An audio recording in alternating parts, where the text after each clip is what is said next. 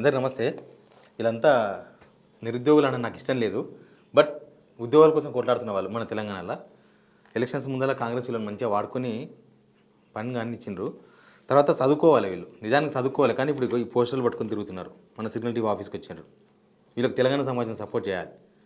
సరే, వీళ్ళను కాంగ్రెస్ వాడుతున్నది, కానీ ఇప్పుడు వీళ్ళు పెద్ద సమస్యలో ఉన్నారు. నోటిఫికేషన్స్ రాక నెలలు దాటిపోయింది, చదువుతూనే ఉన్నారు. ఇంకా ఏం చెప్పదలుచుకున్నారు వెంకటేష్? ఒకటేంటంటే కాంగ్రెస్ ప్రభుత్వం వస్తే నిరుద్యోగులం రోడ్ల మీదకి వచ్చి ఇట్లా ప్లకార్డులు పట్టుకొని నిరసన చేస్తాం, ధర్నాలు చేస్తాం, పోలీసు వాళ్ళతో దెబ్బతింటామని మేము ఎక్స్పెక్ట్ చేయలేదన్న. గతం లోపల మేము 3-4 సంవత్సరాల వరకు వెయిట్ చేస్తే టీఆర్ఎస్ గవర్నమెంట్లో నోటిఫికేషన్లు అన్నీ వచ్చినాయి.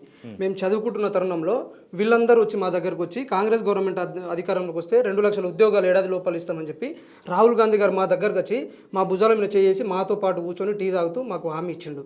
మేము రాహుల్ గాంధీ గారు చెప్పినట్లే మా బుక్కులన్నీ నోటిఫికేషన్ వచ్చిన తర్వాత కూడా 2 లక్షల ఉద్యోగాలు వస్తాయి, జాబ్ క్యాలెండర్ వస్తుంది, నిరుద్యోగ వృత్తి ఇవన్నీ ఇస్తారని చెప్పి నమ్మి బుక్కులు పక్కకెట్టి ఖచ్చితంగా కాంగ్రెస్ గవర్నమెంట్ రావాలని చెప్పి ఊళ్ళోకి వెళ్ళి ప్రచారం చేసినాం. అసలు కరడు కట్టిన టీఆర్ఎస్ వాళ్ళ కాళ్ళు కూడా ముఖ్యం అన్న. ఖచ్చితంగా కాంగ్రెస్ గవర్నమెంట్ వస్తే మా బతుకులు మారుతాయని చెప్పినాం. 2 సంవత్సరాలు అయింది. కనీసం ఆయన పదవి ప్రమాణ స్వీకారం చేసినప్పుడు నిరుద్యోగుల వల్లనే మేము అధికారంలోకి వచ్చామని చెప్పిండు. వినతి పత్రాలు ఇచ్చే పరిస్థితి కూడా లేదు మాకు ఎవరికి ఇవ్వాలో కూడా తెలియదు. వినతి పత్రం ఇద్దామంటే కూడా అరెస్టులు చేస్తున్నారు. ఎవరికి ఇవ్వాలని కూడా అర్థం కానటువంటి పరిస్థితి. తెలంగాణలో మేధావులం ఖచ్చితంగా మేము మీకు అండగా ఉంటామని చెప్పి ఆ రోజు రియాజ్ సార్ కానీ, ఈ బల్మూరు వెంకట్ కానీ, కోదండరామ్ సార్ కానీ వీళ్ళందరూ కూడా లైబ్రరీల చుట్టూ వారానికి 7 రోజులు అంటే 7 రోజులు లైబ్రరీ దగ్గరకు వచ్చేదన్న. అప్పుడు ఎలక్షన్ కన్నా ముందు మా దగ్గరకు వచ్చి వాళ్ళు ఇవ్వకపోయినా మేము ఉన్నాం కదా అని చెప్పి చెప్పేటోళ్ళు.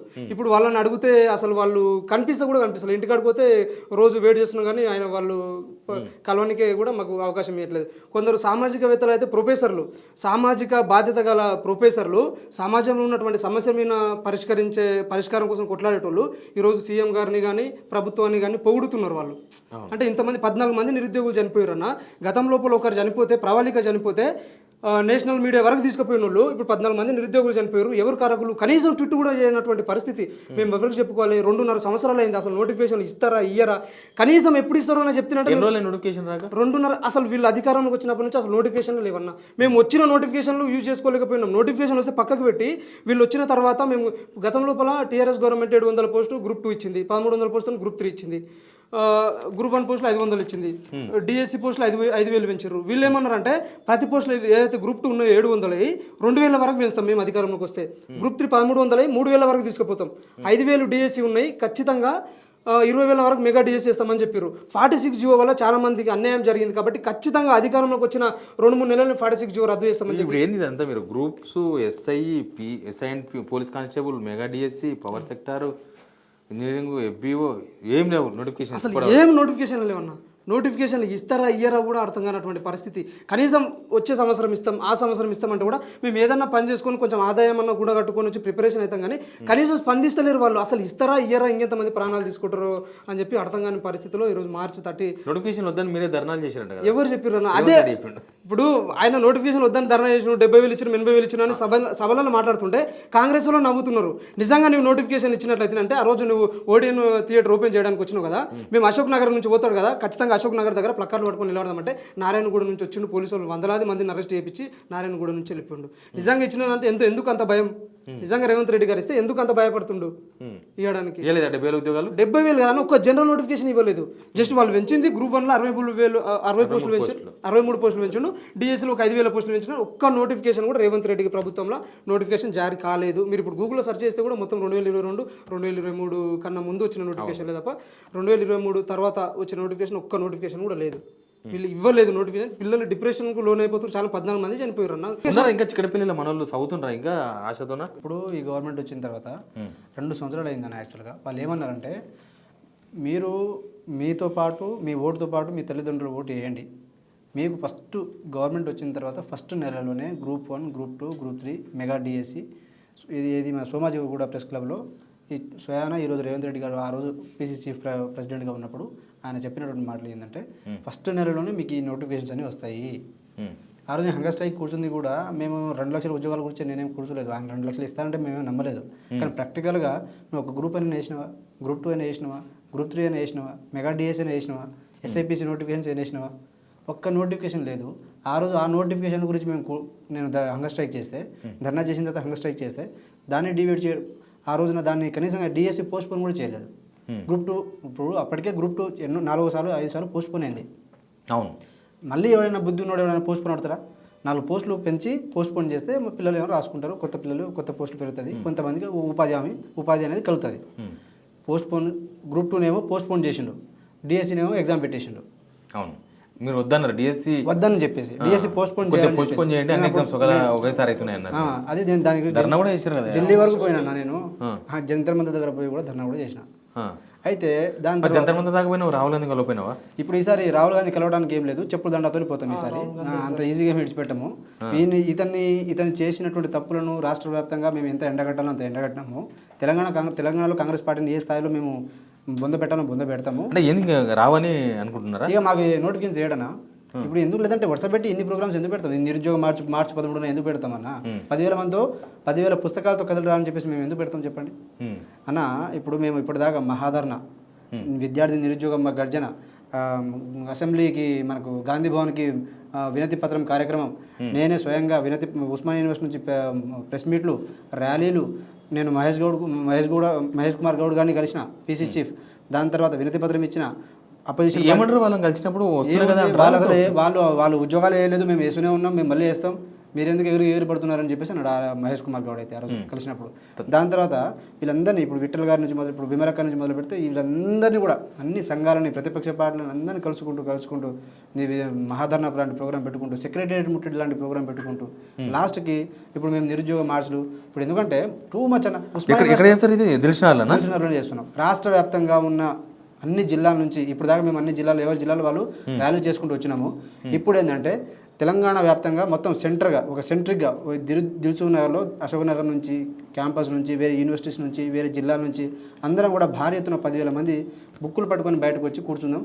ఇక ఆ రోజు ఆ రోడ్డు మీద కూర్చున్నాం, అక్కడి నుంచి లేవు అన్న. ఏంటంటే అన్న 2.5 సంవత్సరాలు అయినా కాంగ్రెస్ ఇప్పటి వరకు ఒక్క నోటిఫికేషన్ ఇవ్వలేదు.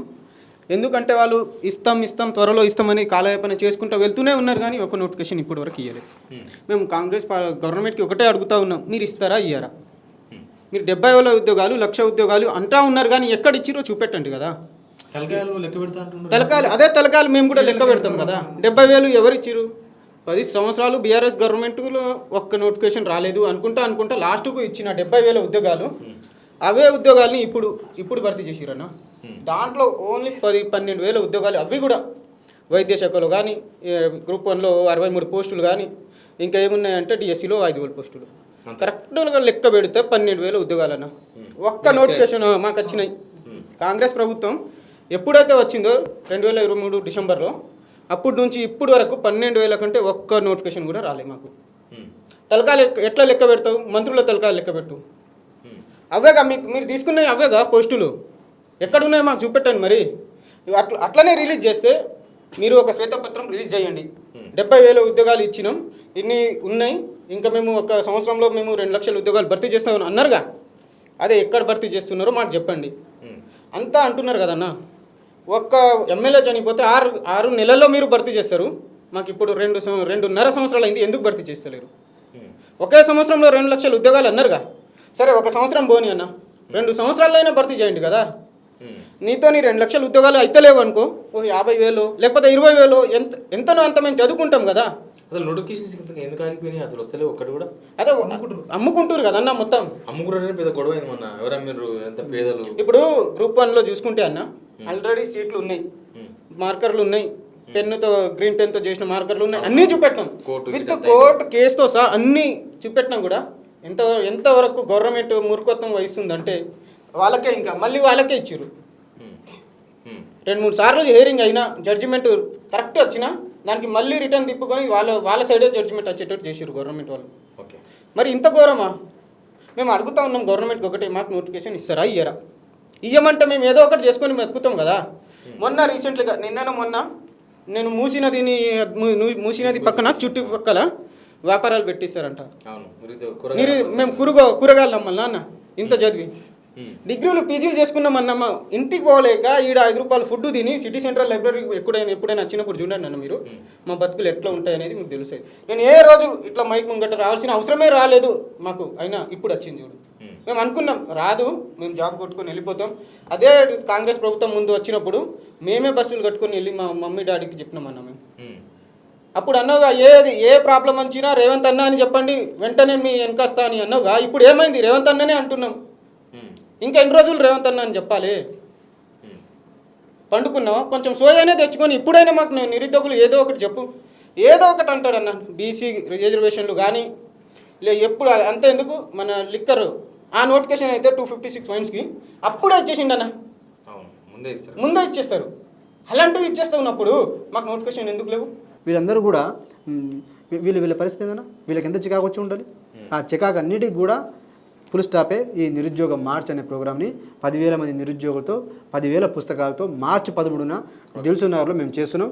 రాష్ట్ర వ్యాప్తంగా రాష్ట్రంలో ఉన్న నిరుద్యోగులందరూ కూడా భారీ ఎత్తున ఎవరు అరెస్ట్ అయినా ఎవరు అరెస్ట్ కాకుండా నీ అంతటా నువ్వు బుక్ పట్టుకొని రోడ్డు మీద రావాలని చెప్పేసి నేను ఈ సందర్భంగా పిలిపిస్తా ఉన్నా. రైట్ మిత్రులారా, ఈ పోస్టర్ చూస్తున్నారు కదా, నిరుద్యోగులకు సపోర్ట్ చేసిన అవసరం అయితే ఉంది. ఎందుకంటే నోటిఫికేషన్ వస్తే మనం కూడా అబ్జర్వ్ చేస్తున్నాం కదా, వీళ్ళు చెప్పిన మాటలన్నీ విన్నాం. బట్ సమాజం నుంచి కూడా వీళ్ళకి సపోర్ట్ కావాలి. ఎవరైతే ప్రభుత్వం దిగొస్తే అట్లా కనిపిస్తలేదు.